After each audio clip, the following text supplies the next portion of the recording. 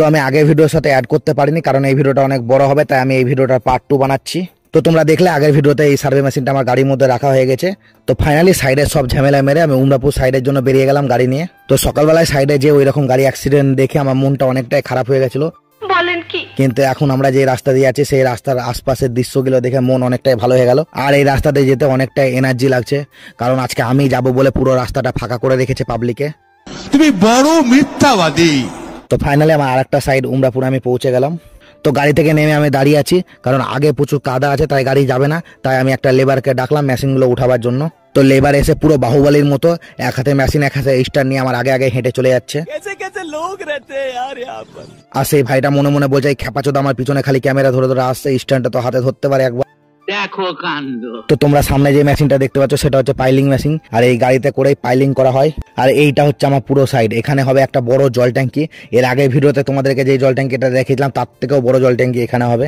এতক্ষণ খোঁজাখুঁজির পরে আমি আমার সাইড ইঞ্জিনিয়ারকে পেয়েছি, যে রড মিস্ত্রির সাথে হাতে হাতে কাজ করছিল। আর এটা হচ্ছে আমার সাইড ইঞ্জিনিয়ার, এর নাম হচ্ছে ওহিত। এখন এই থাকবে আমার পয়েন্ট মারার সাথে সাথে।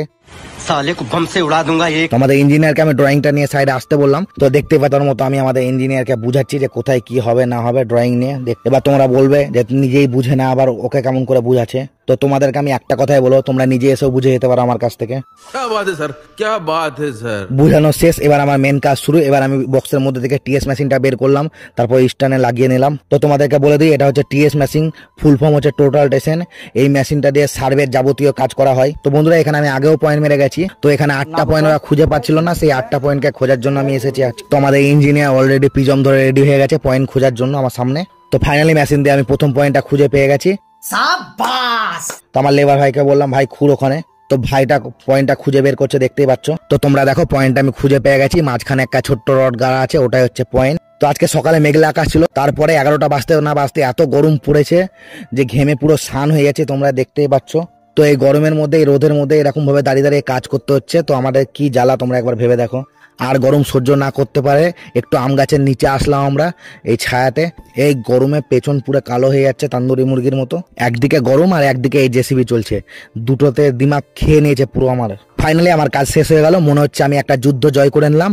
আর এখানে থাকতে ইচ্ছে করছে না, তাই আমি যত তাড়াতাড়ি পারবো এখান থেকে পালাবো। এখন মেশিনের কাজ হয়ে যাতে মেশিনটা স্ট্যান্ডের উপরে রাখবো না, খুলে বক্সের মধ্যে ভরে নেবো এখন। তো মেশিন ভরতে যে আমটা দেখছো ব্যাগের উপরে, এটা হচ্ছে ফইলিয়াম, একটা কাকা আমাকে পেরে দিল। তো আমাদের লেবার ভাই মেশিনটা নিয়ে আবার আমার আগে আগে গাড়ির দিকে চলে যাচ্ছে। তো এই আমটা আমি এখানে খেলাম না, কারণ বাড়ি নিয়ে যাবো, বাড়িতে যেয়ে তোমার বৌদিকে দিব, কারণ বৌদি তোমার কাঁচা আম খেতে খুব ভালোবাসে।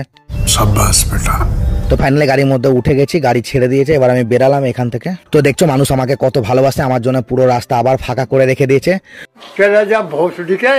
তো এই বাড়ি যেতে যেতে আমার প্রচুর ঘুম পাচ্ছে, তাই আমি এখন ঘুমাচ্ছি। তো তোমাদের ভিডিও ভালো লাগলে লাইক কমেন্ট শেয়ার করে দিও, আর আমাকে একটু সাপোর্ট করো। তো দেখা হবে পরে ভিডিওতে, টেক কেয়ার।